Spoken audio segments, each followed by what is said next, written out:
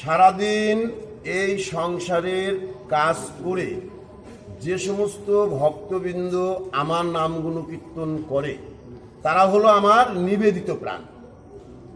এই সংসার সাগর থেকে আমি তাদের করি পরিত্রাণ। জয় জয় রাধারমণ প্রেমানন্দী হরিধ্বনি বলো হরি বল।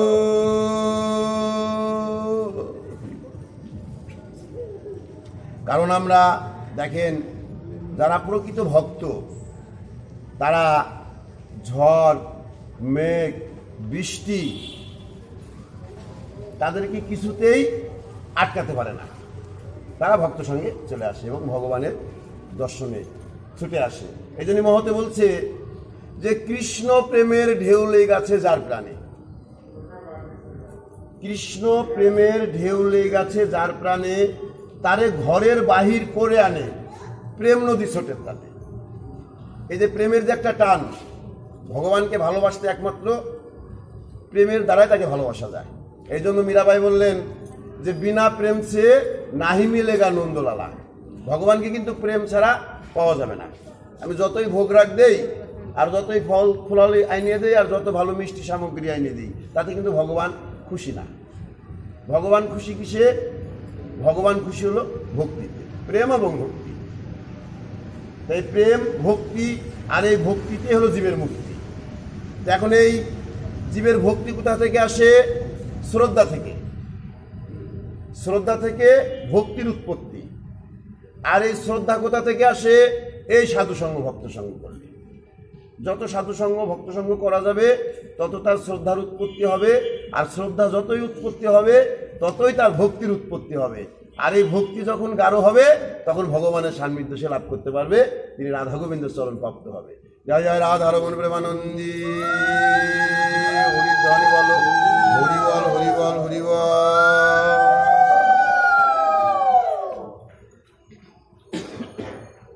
তাই জীবের একমাত্র ভক্তি হচ্ছে মুক্তি। ভক্তি না থাকলে জীব মুক্তি লাভ করতে পারে। এখন এই যে সাধুসঙ্গ, সাধুসঙ্গ সর্বশাস্ত্রে কয় লবমাত্র সাধুসঙ্গ এই জীব কৃষ্ণ প্রাপ্তি হয়। সাধুসঙ্গর বিশাল গুণ। এই যে সঙ্গটা এটা সাধুসঙ্গ। এই সাধুসঙ্গ করলে জীব কৃষ্ণ প্রাপ্তি হবেই, মিস নাই। সাধুসঙ্গর এমনও গুণ এবং এমনও ক্ষমতা। তাই নারদমুনি একদিন জিজ্ঞাসা করলেন ভগবান শ্রীকৃষ্ণের কাছে যে প্রভু এই সাধুসঙ্গ করলে কি হয়? ভগবান শ্রীকৃষ্ণ বললেন যে নারদমুনি সাধুসঙ্গ করলে কি হয় তুমি কি দেখবা না শুনবা? কারণ দেখাটা হচ্ছে উত্তম, শোনার চাইতে দেখা উত্তম। আমি বৃন্দাবনে গেছি, আমি গয়ায় গেছি, আমি কাশীতে গেছি, আপনি যদি আমার কাছে গল্প শোনেন তাহলে এটা উত্তম হবে না, মানে মনের পরিপূর্ণতা লাভ হবে না। যদি আপনি সেখানে যাইতে পারেন, দর্শন করতে পারেন, দর্শন করলে আপনার পরিপূর্ণতা লাভ হবে। এই জন্য শ্রবণে শোনার চাইতে দেখাটা উত্তম।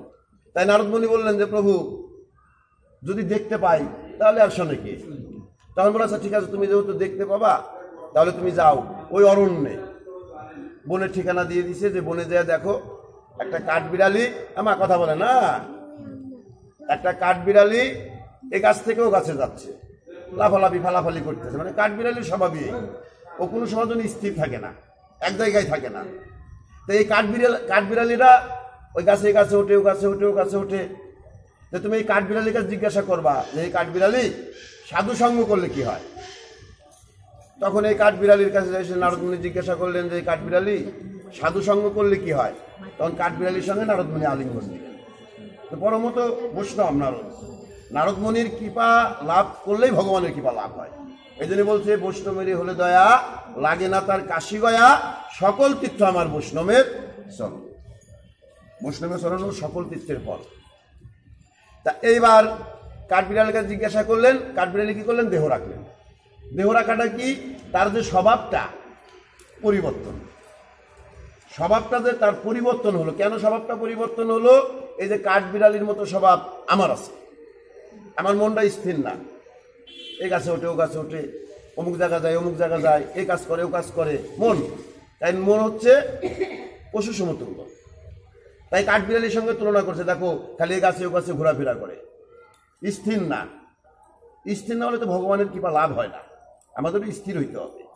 তাই যখন নারদ মুনির মতো ভক্ত সঙ্গ পাইছে, কাঠবিড়ালির জীবন সে ত্যাগ করছে, তার মনটা সেই চঞ্চলতা ভাবনায় এবার একটু ধীরস্থ হয়েছে, বইছে।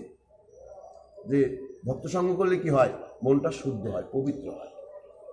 তাই এবার কাঠবিড়ালির এই ভাবনা দেখে নারদ মুনি আবার বৈকুণ্ঠে গেলেন।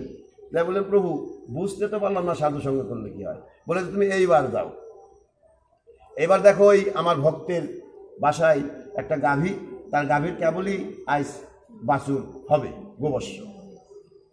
তুমি সেই গবাদি পশুর কাছে জিজ্ঞাসা করো যে সাধু সঙ্গ করলে কি হয়, ও বলতে পারবে। কাঠবিড়ালি তো বলতে পারে নাই। তখন এই গবাদি পশুর কাছে এসে জিজ্ঞাসা করছে, হে গবাদি পশু, সাধু সঙ্গ করলে কি হয়? তখন আবার গবাদি পশু এসেও তার আলিঙ্গন দিছে এবং পশু জীবন থেকে সে মুক্ত লাভ করছে। নারদ মুনি তার মহিমা বুঝতে পারে নাই, আবার নারদ মুনি বৈকুণ্ঠে গেছে, যাই বলতেছে, প্রভু সাধু সঙ্গ করলে কি হয় আমি তো বুঝতে পারলাম না, কেউ তো আমাকে বলে না। বলে তুমি এইবার যাও ওই রাজবাড়িতে, ওই রাজবাড়িতে যাও, রাজার সহধর্মিনীর গর্ভে সন্তান জন্ম নিছে, সে সন্তান তোমাকে এই প্রশ্নের উত্তর দিতে পারবে। কারণ মানুষ ছাড়া খেপারে তুই মূল হারাবি, মানুষ ভোজলেই শোনার মানুষ হবি। তাই যা কিছু আছে এই মানুষের ভিতরে আছে, মানুষের বাইরে কিছু নাই, ফাঁকা। তাই মহাতে বলছে যে বাবা, মানুষ আপন কাটা পর, যত পারিস মানুষ ধর। এবং মানুষ এই মান, জ্ঞান আর হচ্ছে হুঁশ, এই তিনটে যা ঠিক আছে, মান, জ্ঞান, হুঁশ, সে হচ্ছে মানুষ। তাই মানুষকে দশে মূল্যায়ন করে, মানুষকে দেশে মূল্যায়ন করে, এবং স্বয়ং অনাদিরাদি গোবিন্দ মানুষকে সে ভালোবাসে, মানুষই তার পরম ভক্ত। জয় জয় রাধারমণ প্রেমানন্দে, হরিধ্বনি বলো, হরি বল।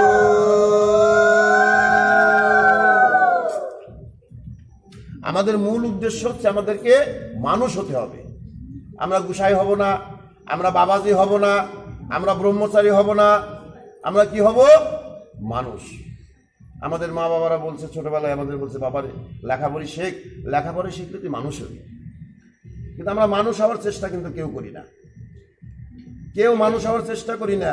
আমরা চেষ্টা করি আমি একজন ব্রহ্মচারী হব, আমি একজন বাবাজি হব, আমি একজন মহারাজ হব, কিন্তু মানুষ হওয়ার চেষ্টা আমরা কেউ করি না। মানুষ না হওয়া পর্যন্ত ভগবানের সামনে তো তার লাভ হবে, বৈকুণ্ঠ সে যাইতে পারবে, তাই মানুষ হইতে হবে। তাই সাইজি বললেন যে তুমি আসবার কালে কি জাত ছিলে, এসে তুমি কি জাত হলে, আবার কি জাত হবা যাবার কালে। আমরা কিন্তু আসার সময় যখন ভগবান আমাদের এই ধরায় পাঠাইছে, আমরা কিন্তু সবাই মানুষের সন্তান, মানুষের গর্ভে আমরা আইছি।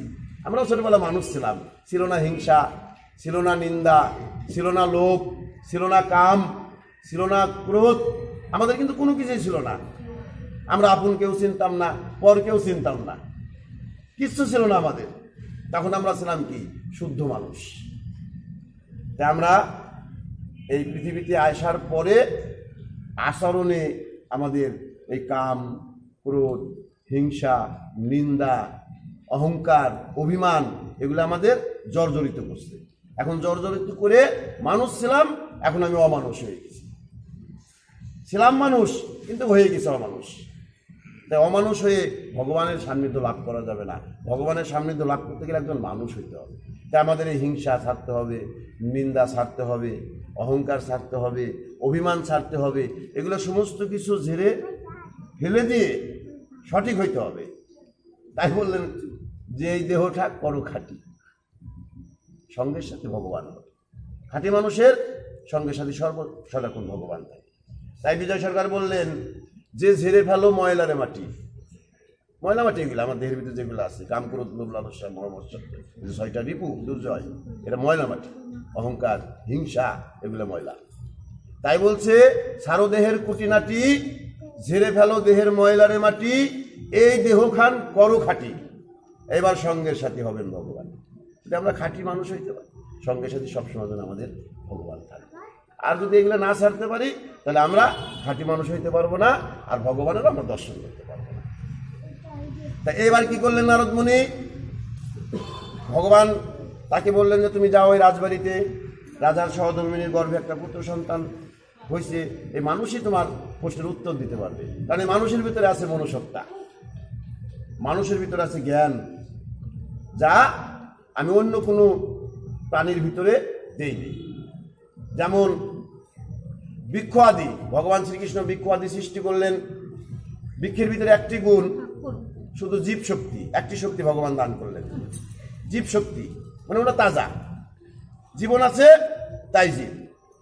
জীবের এই বৃক্ষের ভিতরে একটি শক্তি, ওই বৃক্ষের কাছে যদি একটা সন্তান থাকে, তার গাছ আর এক গাছ, তা থেকে সৃষ্টি হয়েছে তার সন্তান, আপনি কাইটে নিয়ে আসবেন, আপনার বাধা দেবে না, কারণ ওর ভিতরে মায়া শক্তি নাই, শুধু জীব শক্তি গাছের ভিতরে। এইবার যান পশুর ভিতরে দুইটা শক্তি, একটা জীব শক্তি, একটা মায়া শক্তি। যদি আপনি একটা কুকুরের বাচ্চা নিয়ে আসেন, কুকুর আপনার কামড়াবে। যদি আপনি একটা বিড়ালের বাচ্চা নিয়ে আসেন, ওই বিড়াল আপনার কামড়াবে। যদি আপনি একটা মুরগির বাচ্চা নিয়ে আসেন, ওই মুরগিও আপনার ঠোকাবে। তাই এর ভিতরে দুইটা শক্তি আছে, একটা হলো জীব শক্তি, একটা মায়া শক্তি। আর এই মানুষের ভিতরে আছে তিনটি শক্তি, জীব শক্তি আছে, মায়া শক্তি আছে, এবং ভগবানের সেই আনন্দ যে শক্তিটা, সেই শক্তিটা আছে। ভগবান শ্রীকৃষ্ণ সর্বকারণের কারণ, পরম ঈশ্বর ভগবান। তাই আমাদের ভিতরে যে এই তিনটি শক্তি দান করছে, তাই মানুষের দ্বারাই ভগবানের সেবা পূজা হয়, মানুষের দ্বারাই সমাজের মঙ্গল হয়, মানুষের দ্বারা দেশের মঙ্গল হয়, দশের মঙ্গল হয়, এবং মানুষের দ্বারাই ভগবানের সেবা পূজা কাজে লাগে। জয় জয় রাধারমণ প্রেমানন্দে, হরিধ্বনি বলো, হরিবল হরিবল হরিবল। আমাদের প্রত্যেকটা মানুষের মানুষ হইতে হবে। তাই এবার রাজবাড়িতে যায়, দেখে অনেক ভিড়, অনেকদিন পর রাজার একটা সন্তান হয়েছে, মানে রাজা খুব সন্তান ভগবানের কাছে আরাধনা করতেছে, ঠাকুর আমার একটা পুত্র সন্তান দাও, ঠাকুর আমার একটা পুত্র সন্তান দাও। কারণ সন্তান যদি না হয়, তাহলে রাজার বংশ তো রক্ষা হবে না। এই তো লক্ষ লক্ষ টাকা আমাদের ব্যাংক ব্যালেন্স আছে, 7 তলা বিল্ডিং আছে, গাড়ি আছে, বাড়ি আছে, যদি কোনো পুত্র সন্তান না থাকে, কন্যা সন্তানও যদি না থাকে, তাহলে এগুলো ভোগ করবে কি? তো এইগুলো ভোগের জন্য সন্তানের প্রয়োজন। তাই আগেকার রাজারা অনেক কষ্টে, যাদের সন্তানাদি হয় নাই, তারা কিন্তু রাজ্য ত্যাগ করে বনে চলে গেছে। মানুষ খারাপ কথা কইছে, যে মুখ দেখা পাপ, মুখ তমুক অনেক কিছু বলছে। এই জন্য সন্তান হলো, পুত্র হলো প্রাণাদি, বংশ রক্ষার জন্য একটা পুত্র প্রয়োজন। তাই ভগবানের কাছে ডাকাডাকি করে সুসন্তানের জন্য। আর সুসন্তান তো টপ করে হয় না, ব্যাপারটা বুঝছেন? সুসন্তান টপ করে আসে না, কারণ ভজন সাধনের প্রয়োজন আছে, ভগবানের ডাকাডাকির প্রয়োজন আছে। তাই এবার রাজা ডাকাডাকি করতে করতে অনেকদিন পর তার সন্তান জন্ম নিছে। এবার সমস্ত লোকজন দেখার জন্য গেছে রাজার সন্তান।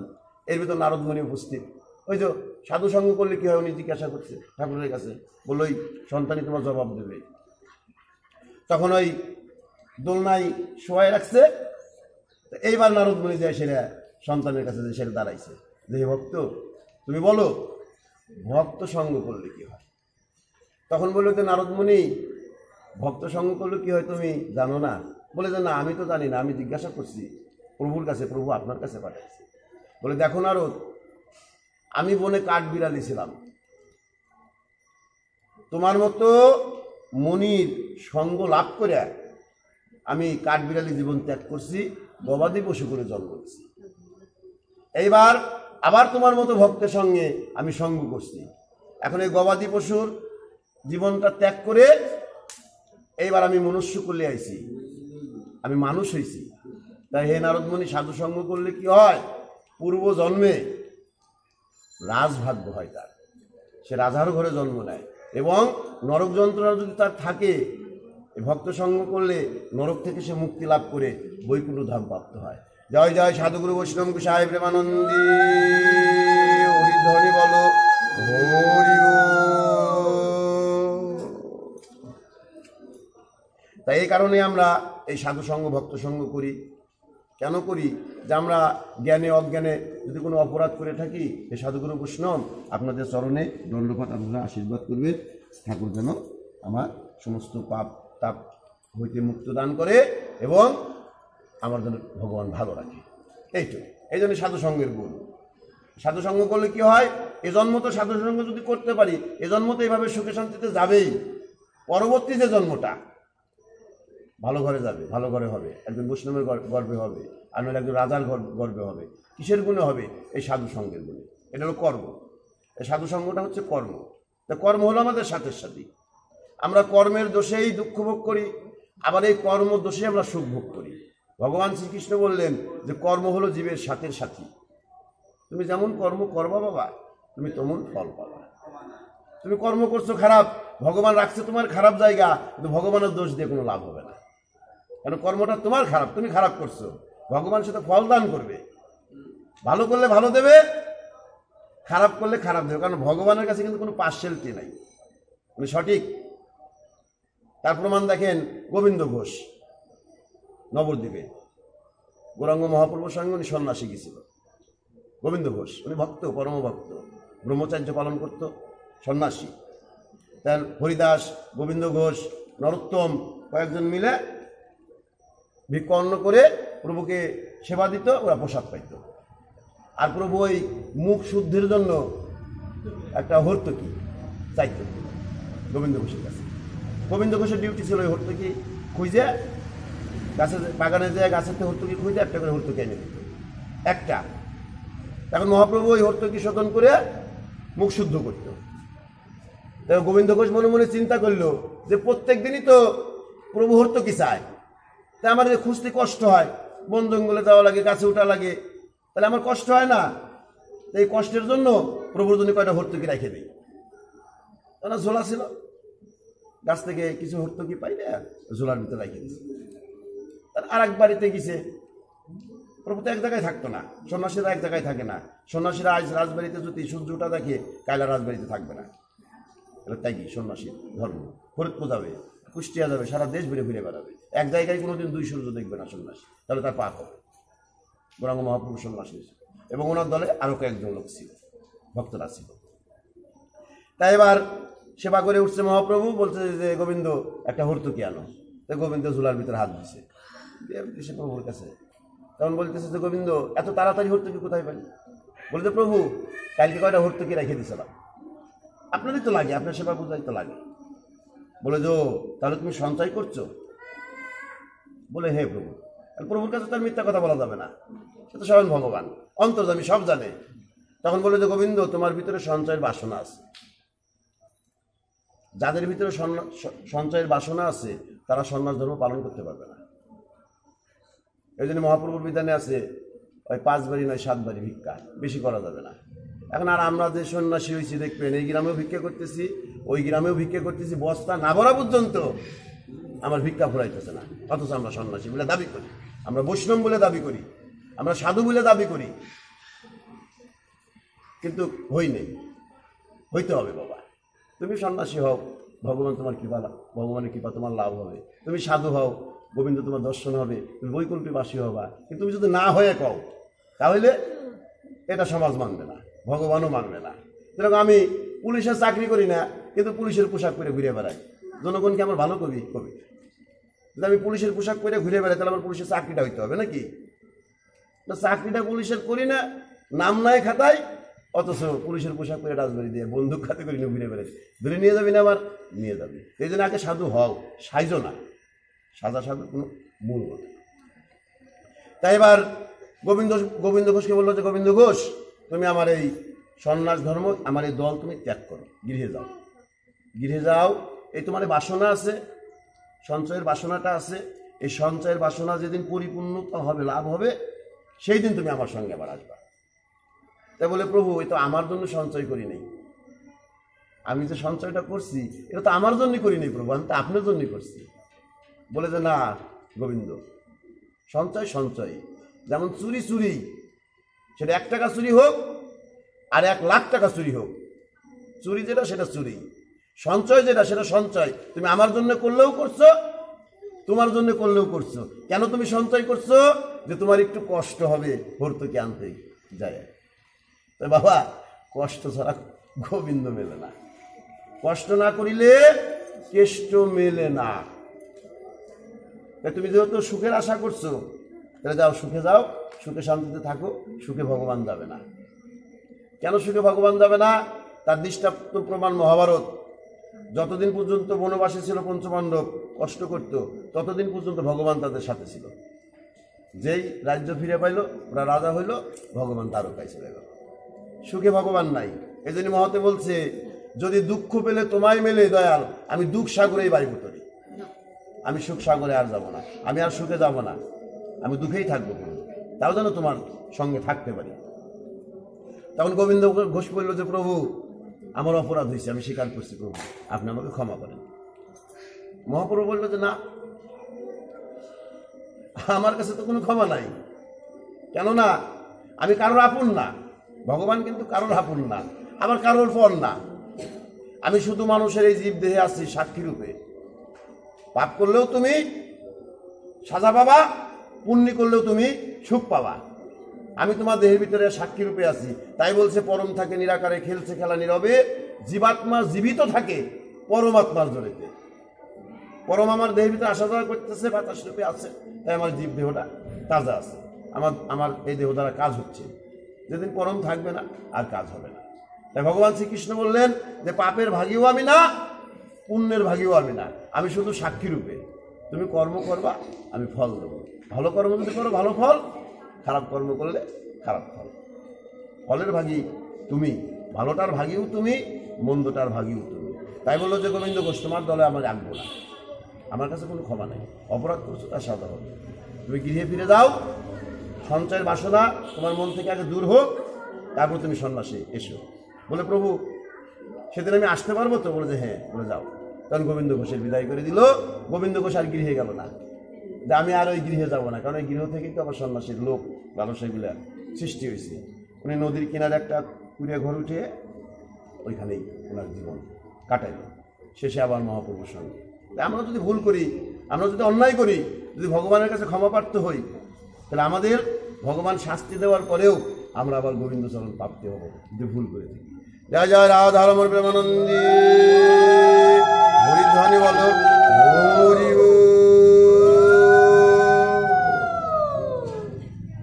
তাই এবার সাধু সঙ্গ করলে কি হয়? পূর্বজন্মে রাজভাগ্য হয়। সাধু সঙ্গ করলে কি হয়? কিতাব, জ্বালা, রোগ, শোক, ব্যাধি হইতে মুক্ত লাভ করা যায়। এই সাধু সঙ্গের এমন গুণ। সাধু সঙ্গ করলে কি হয়? কৃষ্ণ প্রাপ্তি হওয়া যায়, ভগবানের কৃপা লাভ করা যায়, ভগবানের দর্শন করা যায় এই সাধু সঙ্গের গুণে। তাই বলছে, সাধু সঙ্গ সর্বশাস্ত্রে কয়, লবমাত্র সাধু সঙ্গ জীব কৃষ্ণ প্রাপ্তি হয়। এই সাধু সঙ্গ করলেই ভগবানের প্রাপ্তি হওয়া যাবে। তা এইবার ভগবত, শ্রীমৎ ভগবত, ভাগ বধ, বধ ভাগ, দুইটা শব্দ একত্রিত করা। প্রথমে হইল ভাগ, পরে হচ্ছে বধ, আবার পরে হচ্ছে বধ, প্রথমে হচ্ছে ভাগ। তাই এই বধকে ভাগ করতে হবে, এটা হলো ভাগবত। ভাগবতে এই জ্ঞান দিচ্ছে। যেমন ভাগবতে আমাদের এই ভগবানের বৈকুণ্ঠ আর এবং মত্তলোক, এই ভাগবত হচ্ছে সেই সিঁড়ি। ভাগবত শ্রবণ করলে, ভাগবত হৃদয়ঙ্গম করলে ভাগবত নিজে তৈরি হবা, আর এই ভাগবতই বৈকুণ্ঠ ধামে প্রাপ্ত হবে। এই জন্য ভাগবতটা কি? ভাগবতটা যেমন ভবনদী পার হইতে গেলে গীতা তরুণী, তরুণী অর্থাৎ নৌকা। গীতায় বলছে না, গীতার মাহাত্ম্যতে বলছে না যে যিনি এই ভবসাগর পার হইতে চান, তিনি গীতারূপ তরুণী সহযোগিতা নিয়ে পারাপার হইতে পারেন। গীতা হচ্ছে তরুণী অর্থাৎ নৌকা, ভবসাগর পাড়ি দেওয়ার নৌকা। ভবনদী পাড়ি দেওয়ার নৌকা হচ্ছে কি? শ্রীমৎ ভগবত গীতা। আমরা গীতাকে তরুণী হিসাবে অর্থাৎ নৌকা, এই নৌকায়, গীতা নৌকায় উঠলেই, হৃদয়ঙ্গম করলেই আমাদের ভবসাগর পার হবে। নৌকাকে নিয়ে আমাদের কষ্ট হবে না। আর গীতা জ্ঞান যদি অর্জন না করি, ওই ভবনদীতে যাই সেটা ডুববো, আর ওই কুমিরে ধরবে, হাঙুরে ধরবে, মাছে ধরবে, সাপে কামড়াবে, আমাদের যন্ত্রণা দিবে, নরকগামী হবো, হাবুডুবু খাবো। আর যদি গীতাকে সাহায্য করি, তাহলে গীতা আমাদেরকে পার করে নিয়ে যাবে। তাই গীতা হচ্ছে তরুণী, ভবপারের তরুণী গীতা। আর শ্রীমৎ ভগবত হচ্ছে ব্রিজ। যেমন নদীর উপর দিয়ে ব্রিজ আছে, গাড়ি ঘোড়া চলে যায়, নিচে নদী থাকে, জল থাকে, হাঙর, কুমির, যা কিছুই থাকে, জলচর প্রাণী সব নিচে থাকে, ব্রিজের উপর দিয়ে গাড়ি চলে যায়। কোনো কষ্ট হয় না। আপনি ব্রিজের উপর দিয়ে হাইটে নদী পার হয়ে চলে যাবেন, আপনার কোনো কষ্ট হবে না। তাই ভাগবতটা হচ্ছে ব্রিজ। তাই আমাদের গীতাও শ্রবণ কীর্তন করতে হবে, আবার ভাগবতের জ্ঞানটাও অর্জন করতে হবে। তাহলে আমাদের নৌকাও হবে পারের, আবার পারের ব্রিজও হবে। তাহলে আমাদের আর কোনো চিন্তা থাকবে না, নাকি? জয় জয় শ্রীমদ্ ভগবদ গীতা প্রেমানন্দে। হরিধ্বনি বলো হরি বল।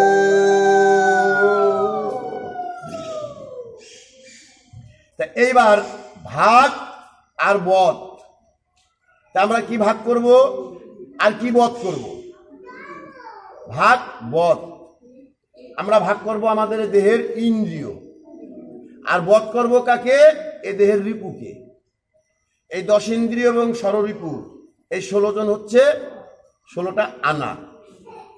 এই জন্য বিজয় সরকার বললেন যে 16 আনা তফিল লইয়া দয়াল করেছি কারবার, এইবার জুমাশূন্য খরচ বেশি হইয়াছে বারবার, এইবার হিসাবে আর নাই মিলাবার দেখাছি মিলাইয়ারে। মানে এখন আর হিসাব মিলতেছে না, কারণ এই 10টা ইন্দ্রিয় আর এই 16টা রিপু, এই হলো পারের 16 আনা করি। আমাদের এই ইন্দ্রিয় দ্বারা আমরা কাজ করি, ইন্দ্রিয় দ্বারা কাজ করি রিপুর তাড়নাতে। ইন্দ্রিয় কোনো দোষ নাই, কারণ এই রিপু এবং মন, তাই আমাদের একাদশ ইন্দ্রিয়। এই মন আর রিপু আমাদেরকে কাজ করায়, আর ইন্দ্রিয়গুলো সহযোগিতা করে। আপনার মন যদি ভালো কাজে অংশগ্রহণ করে, আপনার এই ইন্দ্রিয়গুলো কিন্তু ভালো কাজ করবে। ইন্দ্রিয়ের কিন্তু কোনো দোষ নাই। দোষ কার? দোষ হলো মনের। আর এই মনের কারা করাইতেছে? এরা হলো রিপু। এই জন্য কয় না যে ভালো সঙ্গে যদি মেশেন আপনি ভালো হবেন, আর খারাপ সঙ্গে যদি আপনি মেশেন আপনি খারাপ হবেন। সৎসঙ্গে কি হয়? স্বর্গে বাস হয়, বৈকুণ্ঠে বাস হয়। অসৎসঙ্গে কি হয়? নরকে তার বাস হয়, গতি হয়। সেই জন্য আমাদের অসৎসঙ্গে যাওয়া যাবে না, আমরা সৎসঙ্গে থাকবো, আমরা বৈকুণ্ঠবাসী হব। এখন এই 10টা ইন্দ্রিয় চলে কাদের সঙ্গে? এই রিপুদের তাড়নায়। লোভ, পরের জিনিস দেখে, পরের দ্রব্য দেখে আমি লোভ করতেছি, পরের জিনিস চুরি করে আনতেছি, এটা লোভ। লোভে কি হবে? পাপ। পাপে কি হবে? মৃত্যু। তাই লোভ করা যাবে না। লোভ করা যাবে কোন লোভ? কৃষ্ণ প্রাপ্তির লোভ, ভগবানের লোভ, ভাগবত শোনার লোভ, গীতা শোনার লোভ, সাধু সঙ্গের লোভ। এই যে লোভ, লোভ ঠিকই থাকলো আপনার ভিতরে, কিন্তু খারাপের দিক না, ভালোর দিক। এই লোভে কি হবে? ভগবত প্রাপ্ত হওয়া যাবে, ভগবানকে লাভ করা যাবে। আর ওই লোভে কি হবে? তার শাস্তি হবে, জেল হবে, হাজত হবে, বিচার হবে, লোকজনের ভিতরে মান অপমান হবে, তার রোগ ব্যাধিতে ঘিরে নেবে, কষ্ট পাবে, সংসারে অভাব দেখা দেবে। ব্যাপারটা বুঝছেন? এই জন্য লোভটা ওই পথে করা যাবে না, লোভটা এই পথে করা লাগবে, ভগবানের পথে, কৃষ্ণ প্রাপ্তির লোভ। তাই লোভ আর হচ্ছে কাম। কামটা কি? একটা হলো সকাম, একটা নিষ্কাম। ও মা কথা বলে না মা, ও মা শোনা যাইতেছে তো, বাইরে পিছনে তো শোনা যাইতেছে তো। এখন এই কাম হলো একটা সকাম কর্ম, একটা নিষ্কাম কর্ম। এই কাম, ক্রোধ আর লোভ। ক্রোধটা কি? ক্রোধ হচ্ছে রাগ, অভিমান, এটা হলো ক্রোধ। আর কামটা কি? কর্ম। আর এই কর্মই হচ্ছে ধর্ম। কর্মটা কি? কর্মর 2টা দাল, একটা হলো সকাম কর্ম, একটা নিষ্কাম কর্ম। গীতায় ভগবান শ্রীকৃষ্ণ বললেন, হে অর্জুন, তুমি নিষ্কাম কর্ম করো। সকাম কর্মে কি হয়? সকাম কর্মে জীবের বন্ধন ঘটে। আর নিষ্কাম কর্মে কি হয়? নিষ্কাম কর্মে জীবের বন্ধন কাটে, এই মায়াজাল কাটে, এই বন্ধন কাটে। কাটে কি হয়? ভগবান প্রাপ্তি হয়। আর সকাম কর্ম করলে কি হয়? বন্ধন ঘটে, আটে খালি, দড়ি খালি পাকায়, দড়ি পেঁচায়, এনে বাঁধতেছে, এনে বাঁধতেছে, এনে বাঁধতেছে, হাত পাওয়া বাঁধা, আর তার নড়ার শক্তি নাই। কারণ যে সকাম কর্ম, ও নড়ার কায়দা নাই, ও ভগবান প্রাপ্তি হইতে পারবে না, বৈকুণ্ঠে যাইতে পারবে না, ও মৃত্যুর পরে কোথায় যাবে? নরকে যাবে। কারণ সংসার নিয়ে সারা জনম সংসারে থাকলো, সংসারের জন্য অনেক কিছু করলো, চুরি করলো, ডাকাতি করলো, মিথ্যা কথা করলো, হ্যাঁ, এই সংসারের জন্য, এই ছেলে মেয়ের জন্য। কিন্তু শেষে তার অবস্থা কি হলো? দুর্গতি। কারণ পাপের ভাগী কেউ না, কিন্তু সংসার পাপের ভাগ নেবে না, সন্তান পাপের ভাগ নেবে না, স্ত্রী পুত্র বাপ মা যারা আছে এরা কিন্তু পাপের ভাগ নেবে না। তাই পাপের ভাগ আপনাকেই ভুগতে হবে। এই জন্য খারাপ কাজ করা যাবে না, ভালো কাজ করতে হবে। ভালো কাজ করলে তার স্বর্গে বাস হবে। আর গুরুদেব তার শিষ্য বলতেছে যে বাবারে,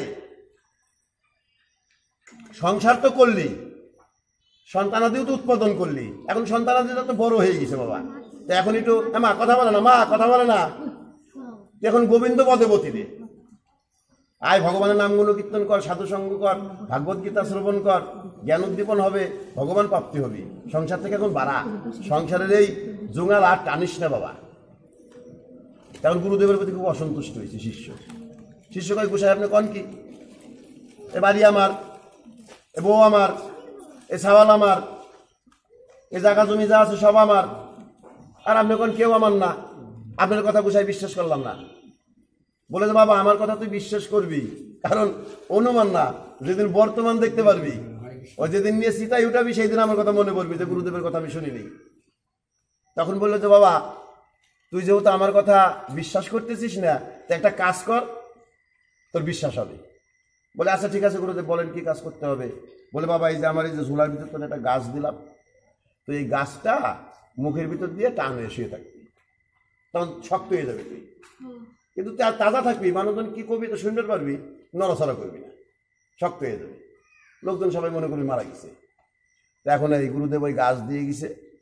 এখন ওরা সহধর্মিনীর করছে যে শোনো, আমি যদি শরীরের অবস্থা তো ভালো না, তা আমি যদি মরে টরে যাই তুমিই করো।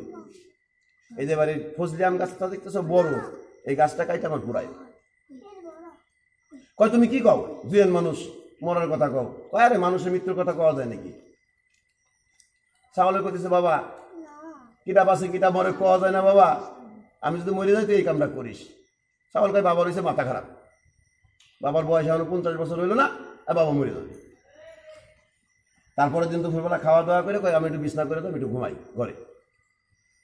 দুপুরবেলা যে মনে আছে ভাবো, চিন্তা ভাবনা করতেছে, গুরু যা কয়ে গেছে সত্যি কি মিথ্যে একটু দেহি টেস্ট করে। তাই এবার সেবা শান্তি করে খাওয়া দাওয়া করে চৌকির পথে টান হয়ে ঘুমাইছে, হাতও টান করছে পাও টান করছে, টান করে সেরে গাছটা গালের ভিতর দিয়ে হাত পাও টান শুয়ে আছে, আসক্ত হয়ে গেছে। এখন আর সহধর্মিনী কাছে এসে দেখে কি ব্যাপার, এইরকম করে ঘুমাই রয়েছে কে, এই তোমার কি হয়েছে, ঢাকা দিছে দেয় শক্ত।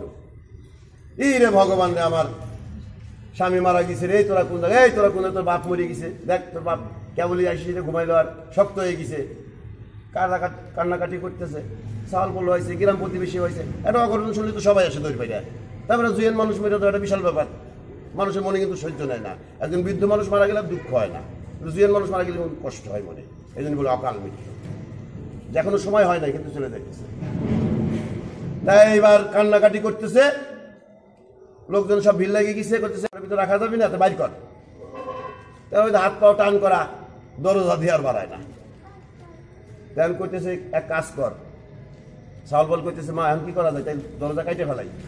শাল কাঠের দরজা বহু সুন্দর করে ডিজাইন করা, মানে এত সুন্দর দরজা দেখলেই একজনের ভালো লাগে। সয় সম্পত্তি ছিল তো, টাকা পয়সা ছিল। এখন এর মা করতেছে শোন, তোর বাপ যে মরে গেছে, তোর বাপ তো আর ফিরে আসবি না, শুধু শুধু তুই দরজা কাটবি কে, তোর বাবার হাত কেটে ফেলা। তখন ওই শিষ্য তো শুয়ে শুয়ে দেখতেছে যে আমার এত সাধের সহধর্মিনী, হ্যাঁ, যার জন্য এত কিছু করলাম, আর শুধু আমার এই প্রাণবায়ু বিয়োগ হয়েছে, আর সেই লোক আমার জন্য এই কথা কইতেছে, তোর বাপের হাত ভেঙে ফেলা, দরজা কাটার দরকার নাই, তোর বাবা তো আর ফিরে আসবি না, যে মরে যায় সে তো আর ফিরে আসে না। তো শুনে কইতেছে আমার হাত ভেঙে ফেলাবে না, তা তো মুশকিল। হাত চাপা দিছে, ও তো তাজা তো মরে নাই, এবার হাত চাপা দিছে, এবার দরজা দিয়ে বাইরে করে বাইরে শোয়াইছে। তাই কইতেছে যে মা, তাই বাবা যে কথা কইছিল এই আম গাছ কেটে তুমি পুরানের কথা কইছিল, তা আম গাছটা এখন কাটা লাগে, লোকজনের ডাক দেই, ভাই চুপ কর, ওই হলো ফজলি আম গাছ, ওই আম হবি, তোরা খাবি, আবার তোকে সল ফল খাবি, আমরা খাবো। তোর বাবা কি ওই আম গাছ কাটলে কি তোর বাবা বাঁচবে না? তুই আম গাছের কথা কইস তো, ওই যে ঘরের পিছনে একটা আছে টক, ওইটা কাটিয়ে দেওয়া নেই, পড়াবে না। তো কইছে তো গুরুদেব ঠিকই কইছে, যতক্ষণ পথের পরে ততক্ষণ জাত বিচারে, আর খেওয়া নয় কয় উঠলে দেখি একসাথে সপ্তাহে, মানে হিন্দুও নাই, মুসলমানও নাই, বৌদ্ধও নাই, খ্রিস্টানও নাই, মানে গুসাইও নাই, ব্রাহ্মণও নাই, সব এক জায়গায় কাজ দিতেছে। এই জন্য বলছে সব জায়গায় দৌড়ে দৌড়ি, সারা দুনিয়া বলে দূরে দূরে, কিন্তু খেওয়া ঘাটে যায় ঘোরাঘুরি নাও পার করবি তাই আপনি পারে যাবেন। ওই জায়গায় আপনার বাইরে বেরিয়ে চলবি না যে আমি কাজ দিয়ে আইসি ফেলে মাঝে আবার শিগগির পার করে দাও, অত সস্তা না। মাঝে কবি বসেও লোকজন আগে আসুক, টাইম না হলে কিন্তু সারা যাবি না। তাই এবার শোনাশোন গুরুদেবের তো কথা আছে। এখন গুরুদেব তো লোকজনের কাছে শুনে চলে আইছে বাড়িতে। তাই কইতেছে যে বাবা তুই চিন্তা করিস না, তুই কোনো চিন্তা করিস না, তোর একটু প্রমাণ দেখালাম যে যতক্ষণ তোর এই দেহের ভিতরে নিঃশ্বাস প্রশ্বাস চলতেছে আর তুমি কামাই রোজগার করবে পারতে চাও, অতদিনই তোমার এই সংসারে সবাই আদর করবে। ছেলে আদর করবে, মেয়ে আদর করবে, বউ আদর করবে, আত্মীয় স্বজন আদর করবে। আর যেদিন তোমার এই দেহের ইনকাম ফুরাইয়া যাবে, প্রাণবায়ু আর চলবে না, সেদিন বাবা কেউ কিন্তু কারো না। তাই বাবা দিন থাকিতে হরি বলো, পেয়েছো জন্মও ভালো। তাহলে গুরুদেব আইসা এই গাছটা তার মুখ থেকে খুললো। খোলার পরে উনি মুসার দিয়ে উঠে বসলো। তাই বেটা তোর বাপ মরে নাই, তোর বাবা শীতকে গেছে, মানে ঠান্ডা লাগছে, তোর বাবা একটু গরম দুধ টুধ খাওয়া। একটু দুধ তোর ডাল দিয়ে এনে খাওয়াইলো, হাত পাও টিপে দিল। ওর বাবা তো উঠে বসলো। উঠে বসে কইতেছে হা গুরুদেব আপনি যেটা কইছিলেন না এইটাই ঠিক। তাই যাক আমার এই সংসারও থাক, আমি সংসারও করব, আবার এই ভগবানের নামগুলো কীর্তনও করে বেড়াবো, ভগবানের সান্নিধ্য তো লাভ করতে হবে। তাই উনি সংসারও করলো, সংসারেও থাকলো, আর এই হরিসঙ্গ ভক্ত সঙ্গ ভগবানের সেবা পূজা কিছু অর্থ ব্যয় করলো, ওই তো স্মরণ হয়েছে সেই কথা। তাই আমাদেরও প্রত্যেকটা মানুষেরও তাই, কিন্তু আমরা যারা সংসার নিয়ে আসি, সংসার যাবার সময় শুধু বিদায় দেবে, কিচ্ছু দেবে না, করো একটা কানা করিও দেবে না, কি দেবে? বিদায়। আর ভালোবাসার প্রাণ প্রিয়সী কি করবে? ওই গোবর ছড়াবে, খালি অশুদ্ধ হয়ে গেছে, অপবিত্র হয়ে গেছে, শিগগির নিয়ে যাও, বুঝছো বাবা?